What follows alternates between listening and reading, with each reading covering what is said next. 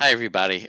This is Anthony Buonaspina, CEO of LI Tech Advisors, and this is one of our monthly meetings on cybersecurity, where we're covering topics like AI, how to use it, and you know, pretty much anything that is, you know, important for the day.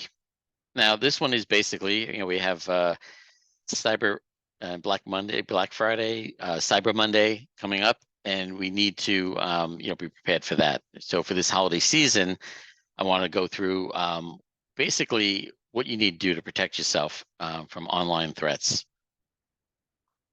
Again, I'm Anthony, CEO of LA Tech. It's me with the fedora. Okay, so basically, this is the time cyber criminals really shine. They want to they use the leverage of the holiday season to basically exploit their wares. One of the things they do, and that's what this advanced computer bots, basically robots, all right, that are skimming the internet and so on for information. But the main thing is that they pull information from the dark web. Let's say, for example, Home Depot was hacked, and 14 million accounts were taken. That happens is that the username and passwords were exploited. A hacker, what they would do is using a robot, using a bot, take that information and go up against every other website out there, Amazon, Bank of America, Chase, and see, because most people use the same username and password, and that's how they exploit it. So that's one of the things you'll be seeing is these types of attacks, and why it's very important to use different username and password on every site. I know I'm going to hear groans, but I have a way forward on that. Top 5 common security threats. Online shopping scams, mainly tricking people, putting up fake websites, making people think, giving you a link and going to a website that you think is Best Buy or Target or whatever, the main site that you usually go to is, and it's not. It's a fake representation of it. Again, check the URL. Make sure that it's indeed going to the site you expect it to go to. If it's not, close out the browser, launch it, go to the official site. Start there. Don't usually click on links to go to a site. You'll start out fresh. Charity scams, very popular this season. People make fake charities, GoFundMe's, and so on. Being careful with that. Don't just click on any Facebook link and go to go to Red Cross to donate money. Rather, go to their website directly. Go to the official website and work from there. Gift card scams. Again, I have the pastor at my church sent me, hey, I need $100 in iTunes card sent to me immediately. I'm stuck in Brazil. And I'm like, what? I just left Mass. He's there. You see a lot of that stuff happening. Also, anything that's a sense of emergency, like IRS money is due, your mortgage is due, you're underpaid on something, and there's a link to click on. Those are 99% of the time scams. You do not just ignore them. And if you have any questions, call the bank. All right, go to the website, the official website, and see if there is any indeed problem. Fake delivery scams. This happens a lot. You get a text from Amazon, packages being delayed, or UPS, insufficient money was spent on it for the postage and so on. So those are all scams. Ignore them. If you want, you can also, again, go to the UPS website, go to the Amazon website, go from there. Do never, ever, click on a link and give out any personal information. That's what they want. Phishing scams and so on, very popular. You're going to get a ton of emails that make it look like it's coming from reputable places, but they're not. With that is that it might be a phishing attempt to say, hey, here's donation for GoFundMe, or it's from a retailer like Amazon, and they click on it and they want your credit card information. So be wary of the phishing scams. So how to point that out, how to look for it is basically you look at the domain name first of all, see what it's coming from. Most of the time it's coming from a weird domain right off the bat. It's not correct, but sometimes they will. It looks like the original domains, but you have to still be skeptical because that could be faked. Look at the links themselves. If you can hover over them and actually shows you the links, if it's a very long link that's has the .ch or something about from China, or it's not Amazon.com, be suspicious. And I'll show you that in a minute, what that looks like. Spelling and grammar. Norwegian prince wants $2 million, and it's all these grammatical mistakes right off the bat. You know, it's fake. But AI, now with AI and so on, these things are getting more accurate and more convincing. So be on the lookout. Specific, you know, these emails tend to be very vague. They don't get very specific. So you look for that too. They may not have, you know, all your detailed information, and they try to, you know, go around it by being vague language. If it's urgent and threatening, your account's about to send it and so on, it's most likely a hacker saying that. Attachments, being very careful with opening attachments, especially anything with HTML or HTML or any EXE, or, you know, there's extensions that, you know, want to launch. PDFs, one thing, but being very careful of attachments in general, opening them. You know, just you have to question why that attachment is coming to you and whether or not you were expecting it. Phone numbers, if you think a email is suspicious, you don't call the phone number that is in the email itself. That is also a fake. So, you know, always look up the organization's number and call them directly. This is something I actually got. This was a email to me. And basically, you notice that it says .html. It wants me to open it up by COVID measures and so on. Definitely a fake thing. When I did click on that, I intentionally went through it just to test it out. I have, you know, protection on my computer that allows me to, you know, verify things. But I opened that up in a safe way, and bottom line is, it was asking me for my Microsoft username and password in order to see the message. Right off the bat, it definitely is a hack. Even if it says the sender has been verified from a safe senders list, the hacker put that there. It is not a safe sender. Again, hovering over the link, if you notice, this is going to some kind of weird URL that is not, you know, a valid URL. It's not going to Microsoft, for example, and this is an Office 365. You know, asking them to confirm their credentials. Again, hack. Oh yeah, credit card, banking, security tips. Very important that you never ever use a debit card online. Why? First of all, credit cards offer you more protection, which I'll go to on the next slide, than a debit card ever will. Debit cards, money comes out of your account immediately, and to get it back, you have to go through a lot of pains. Whereas a credit card company, they'll refund you money immediately, and you're at worst, I think, liable for like $50. Another thing you do is that you say you go to a website and it's kind of a site that you're not normally going to, and you really want to buy something, and it's like $50, and you don't want to give your normal credit card out because, yeah, they may be stealing your card number because you're not too sure about the items coming from Hong Kong, for example. There's a service. It's called a single-use number. Capital One offers it. It's a service called ENO. Other credit card companies have it as well. You just have to sign in on their portal and you know, search for a single-use number, one-time use. What that allows you to do is use the card number on that website that's good for that one time, one purchase. It gives you the expiration date, security code, and so everything you need, but then that's it. It takes the money out of your credit card and so on, but it doesn't allow that number to be reused. So that's a good thing. The other thing too is that websites tend to ask you for security questions, usually like 3, who's your, you know, where you went on vacation, name of your dog, and so on. These things, most of the times, you can Google, especially you go on Facebook and so on, data metrics. You can pull a lot of information on people.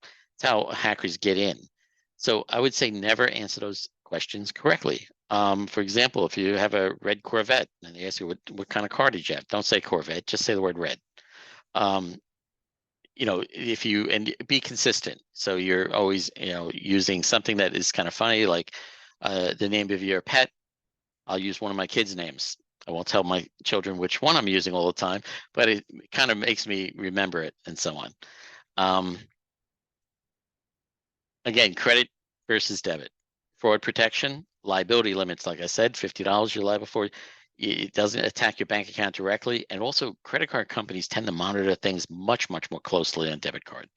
You know, they'll send up alerts and everything, and disable your card if they see suspicious activity happening. Best practices for safeguarding your personal information. They refer to this as PII, personal identifiable information. Okay. You have to regularly monitor your credit and so on for bank statements, your credit card statements for weird stuff popping up, especially stuff for out of the country. And if you see little charges coming through, you're not too sure about, those are tests. Usually a hacker will test that first with a small charge and then do a big one on it. So, those are kind of things that you have to keep an eye out. If you're using payment services like PayPal and so on, you want to make sure that using those valid ones and so on, and where the merchant doesn't actually see your credit card number, you're just going through PayPal. PayPal filters that for you. Or Apple Pay filters it. Google Pay filters it. The actual credit card number doesn't actually appear. Keeping your software updated on your machines and your phones. Keeping the latest. I know some people out there are like 5 gens back on their iOS or iPhone or Androids. Always keep them up to date. It's very important. There's a reason for those updates. It's mainly for security. Be wary of public Wi-Fi. You're going into an airport or even going into a mall. I usually turn off my Bluetooth and my Wi-Fi when walking in there for a few reasons. One is that even without you knowing it, your Bluetooth can be tracked. The systems in there, why? I know because we install those things. They will track your movement. So if you're standing in front of a jeans display for a lengthy period of time, and if they get any kind of information on who you are, Facebook next shows you jeans, or you're in front of a perfume rack. Guess what shows up in Facebook a few hours later? Perfume ads.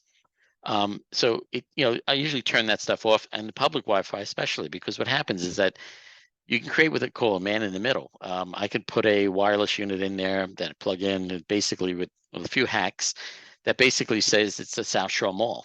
All right, you link into it, it gets you the internet, everything you need. But in the meantime, I'm capturing all the information coming from your device. So again, be wary of that kind of stuff. And then periodically look at your digital footprint. Google your name, your email address, see what website your information appears on. There's also other sites I'll get into in a bit about checking where your email address is actually, if it was hacked, for example. And here it is. Use strong passwords. Now, you're supposed to use a different password on every single site. So first of all, you start with what they call a passphrase. Passphrase is something you're going to memorize, know and love, and never forget, okay? And if you click on that link I have up there, you can actually test it and see how good the password is. If it's a simple 1, 2, 3, 4, guess what? It's going to be hacked in seconds. If it's a much longer password with complexity, it'll take a long time, even with a brute force attack. Now, that's your passphrase. How do you use a different password on every single website? This is how. It looks pretty simple. It is, but it's a key thing to remember. Let's say you're going to buy something from Staples. You take that passphrase, prefix it with an S, and end with an S. That's for Staples. So you're using that unique password. So if Staples ever gets hacked, all the hacker's going to get is that password for that site. They won't be able to figure out what you were doing with it, because they're going to use a simple library attack and attack all the other sites with that password. Same thing with Best Buy. Start with a B, end in a Y. Amazon, A-N. Very simple. That's how you use a unique password on every single website, is by using a core passphrase. Again, it helps you against getting, having a breach happen and then somebody using that username and password in other places to get in. And if you want to check the dark web for your email address to expose, there's a link. It's called Have I Been Pwned? You go there and type in your email address, and we'll show you all the websites that your email address has been exposed on, and the passwords, if in some cases. But LinkedIn, for example, was hacked, Home Depot, and so on. And it will show you the places that email address was compromised. Okay, another thing, very, very important. Every single aspect of your life regarding your banking, any financial institutions, Amazon, Best Buy, all the retail stores, make sure you have multi-factor authentication turned on. I know it's a pain in the butt. Most people don't like doing it. It's a necessity, okay? Because if somebody tries to get in from out of this country into your, they will just keep trying. Eventually, they will get in using brute force attack. If you have MFA enabled, what's going to happen, you're going to get a text on your phone, either for an SMS, text message response, or a Microsoft Authenticator app or some Google Authenticator to help, put off that kind of attack. So it's very important to do that. And again, passwords are usually very weak, hence that's why it's important to use a passphrase that's more complex. Okay, and you can talk up to 10 to 15 characters if you want to go. As long as you remember it, of course. The other thing too is if you're putting passwords, like some people put their passwords in a Word doc or so on. Number one, make sure it's a password protected document, but even then I could crack that in 15 minutes. What you want to do is never ever write that passphrase down anywhere. You could put down, here's the Staples link, here's the S.S, okay, for how to get into the site. But don't never write the passphrase anywhere. Okay, biggest cyber attacks happening. Mainly the main ones. I mean, there's been bigger ones in this as well, but these give you an idea, like Home Depot, eBay, Forever 21, CVS Health. Yes. Matter of fact, 2 days ago, I got in the mail a letter here from, now they have to send letters out when you get a security breach from, I had no idea who this person or company was, Perry Johnson Associates. Wondering how many people out there got this as well. PJ&A. Guess what? They were a vendor of Northwell Health. They got all my information. They were offering me out, cyber protection, which I'm going to take them up on. It's just basically monitoring of my financial records and so on. And it's costing them a bundle to do this. This is what happens when a vendor that doesn't have as much money as Northwell Health gets involved, and that's where the soft targets are. They will get hacked over Northwell Health, which has the money to protect themselves. That's why it's very important to be wary of where the information is going. And I know sometimes you don't even have control out of it, but sometimes you get something that we share information with third parties. Are you okay with that? Say no. If they give you the option. But regardless, now they have to send this out, and it's costing them millions of dollars just to send the mailing out, but also the remediation and mitigation work that they need to do. So again, be wary of checking your email address against that have been pawn site. And if it's not any breaches, definitely change your passwords everywhere and make sure you're using unique passwords. Okay, basically here's the time for question and comments, and I will address them. If you have anything in addition, please email me them. We will be emailing this deck out as well, and that's about it. Next, we are having a December 6th ugly sweater. It's an ugly cyber plan. We want to see how ugly your cyber plan is.